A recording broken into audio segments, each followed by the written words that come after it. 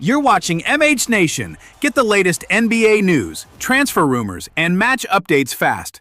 Like, share, and subscribe to stay ahead of the game. Stop what you're doing, Lakers fans, because the latest reports could completely reshape this franchise faster than anyone expected. What if the Lakers aren't planning to build their roster through traditional free agency at all? What if their biggest weapon this summer isn't a superstar signing, but the massive financial flexibility they've quietly been creating behind the scenes? That's exactly what multiple respected NBA insiders are now reporting. And if they're right, Los Angeles may be preparing to pull off one of the smartest off-season strategies we've seen in years. Before we dive into every possible scenario, make sure you hit that like button, subscribe to the channel, and let me know in the comments which player you would target if you were running the Lakers front office. For weeks, speculation surrounded what Rob Pelinka and the Lakers front office wanted to accomplish. Some believed they would chase another all-star. Others expected them to focus strictly on role players. But now the picture is becoming much clearer. Shams Charania reports that Los Angeles is actively exploring trade opportunities using cap space. Dan Woik from The Athletic has echoed that same information, explaining the Lakers want to capitalize on other teams' financial problems. Then Ramona Shelburne added even more fuel to the fire by reporting that the organization has genuine interest in facilitating trades through available cap space. 3 respected reporters, 3 separate confirmations, 1 consistent message. This isn't random speculation anymore, it feels like a blueprint. The interesting part is that this strategy requires patience and precision. Before the Lakers can weaponize their cap space, they first have to create it. That means navigating contract negotiations, deciding what happens with their unrestricted free agents, evaluating player options, and restructuring parts of the roster. It's not as simple as waking up with $50 million available overnight. Every move has to be calculated.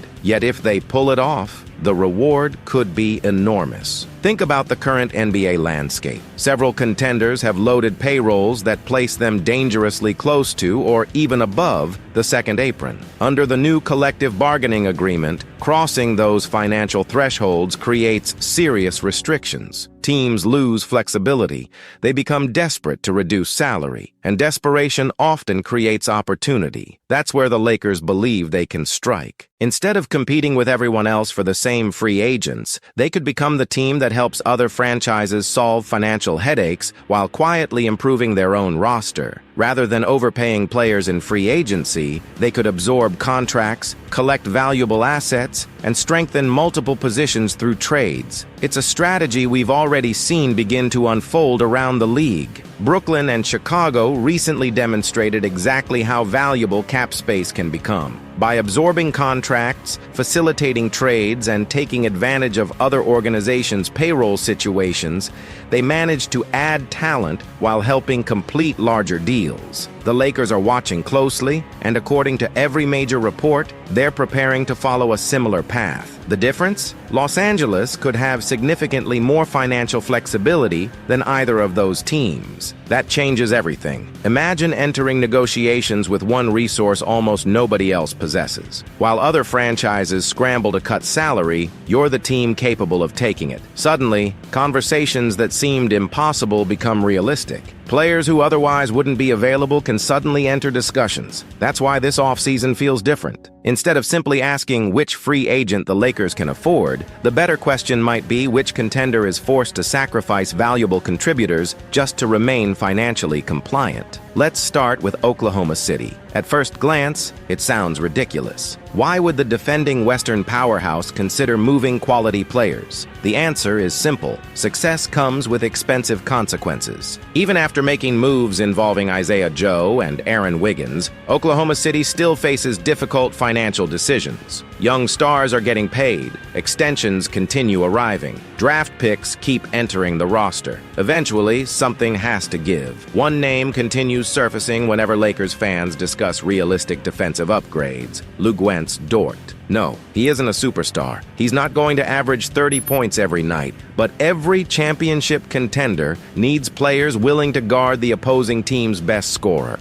Dort has built his reputation by embracing exactly that role: physical defense, relentless effort, toughness every possession. Those qualities don't always show up in the box score. They show up in playoff victories. If Oklahoma City decides financial pressure forces another move, the Lakers could become serious participants. A package involving young assets and draft compensation might interest both sides without completely emptying Los Angeles's future. Would it excite every fan? Probably not. Would it improve the defense? Absolutely. The bigger question is whether using a portion of valuable cap space on Dort represents the smartest investment. He's an outstanding defender, but every dollar spent there becomes one unavailable elsewhere. That's where roster construction becomes fascinating. The Lakers aren't simply searching for talent. They're searching for balance. Around Luka Dončić, assuming he remains the centerpiece moving forward, surrounding him with versatile defenders and reliable shooters becomes essential. Every addition has to complement the offensive engine rather than simply adding another recognizable name. That's why this front office appears willing to explore multiple pathways simultaneously. Maybe it's Oklahoma City. Maybe it's another contender. Maybe the real surprise comes from an entirely different direction. Another fascinating possibility involves Milwaukee. Following the blockbuster Giannis Antetokounmpo trade, the Bucks find themselves navigating a dramatically different future. Rebuilding organizations often prioritize flexibility over expensive veteran contracts, creating opportunities for aggressive buyers. That's where the Lakers may see value.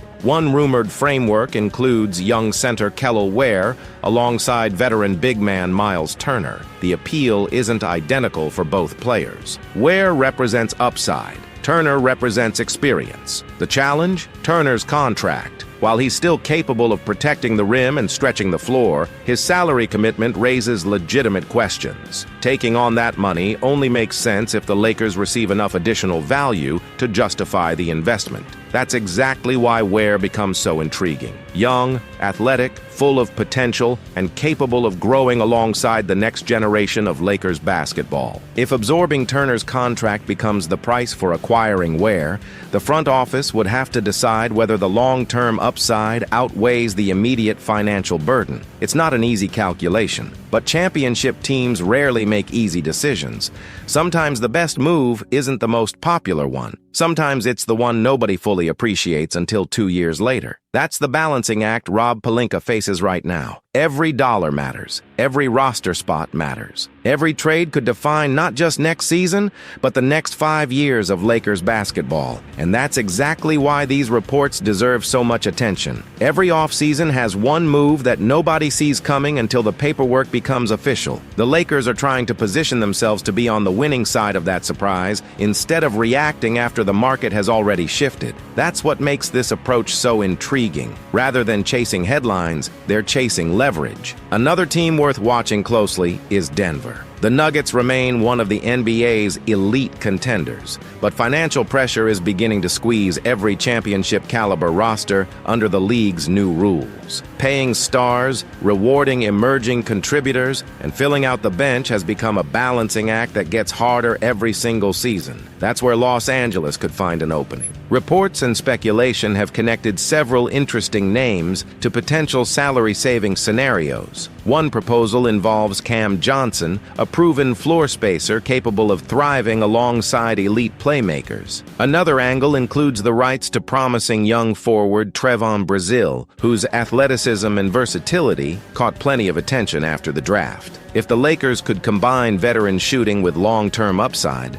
they'd be accomplishing two objectives at once. They would improve immediately while also investing in the future. That's a difficult balance for any franchise, especially one carrying championship expectations every single season. The front office knows it cannot afford another summer built entirely around hope. Lakers fans have watched too many off-seasons filled with rumors that never became reality. This year feels different because the reporting isn't centered on one specific superstar. It's centered on strategy. Strategy wins over time. If you agree that smart roster building matters just as much as blockbuster signings, hit the like button, subscribe to the channel, and tell me in the comments whether you prefer adding one major player or several high-quality role players through these cap space trades. One of the biggest misconceptions surrounding these reports is that using cap space for trades would eliminate the Lakers' ability to make additional moves. That's simply not the case. Depending on the structure of each deal, Los Angeles could still preserve significant flexibility afterward. They wouldn't necessarily spend every available dollar in one transaction.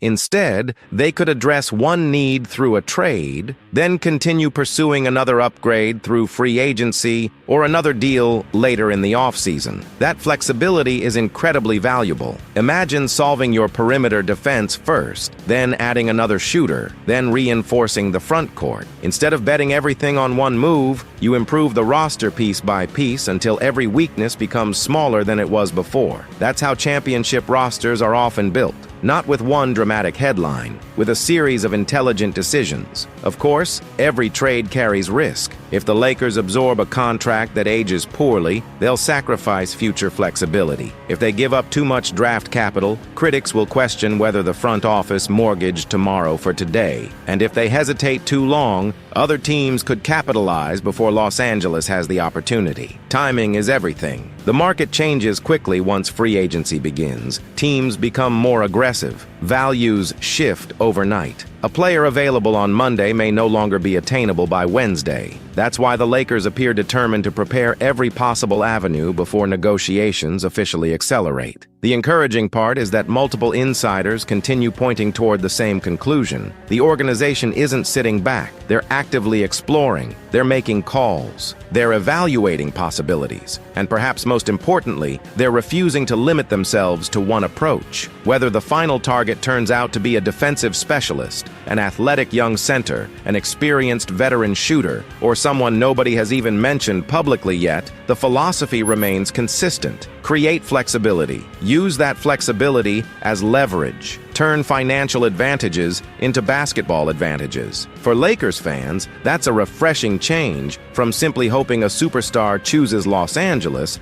because of its history and market size. This approach is proactive instead of reactive. It's calculated instead of emotional. And in today's NBA, that may be exactly what's required. There will undoubtedly be debates over every potential target. Some fans will argue that Dort is worth every penny because elite perimeter defenders become priceless in the postseason. Others will insist that taking on Miles Turner's contract would be too risky regardless of the additional assets involved. Some will dream about Cam Johnson stretching the floor around Luka. Others will prefer saving every dollar for another opportunity that hasn't surfaced yet. All of those viewpoints are understandable. That's what makes this offseason fascinating. There isn't one obvious answer. There are several good possibilities, each carrying different rewards and different risks. Ultimately, Rob Pelinka and the front office will have to determine which path gives this team the best chance to compete immediately while protecting its long-term future. It's an incredibly difficult assignment, but it's also an opportunity, because while other franchises scramble to escape financial restrictions, the Lakers could become the team benefiting from those restrictions. Sometimes championships aren't won only by scoring points or making highlight plays. Sometimes they're won in conference rooms. Sometimes they're won during negotiations. Sometimes they're won by recognizing an opportunity before everyone else does. If these reports prove accurate, Los Angeles may be preparing to do exactly that. The next few weeks could define the direction of the franchise for years to come. Every rumor, every insider report, and every transaction will deserve close attention because even a seemingly minor move could create the domino effect that transforms the entire roster. That's why Lakers fans should remain patient. Not every successful offseason begins with fireworks. Sometimes it begins with flexibility. Sometimes it begins with discipline.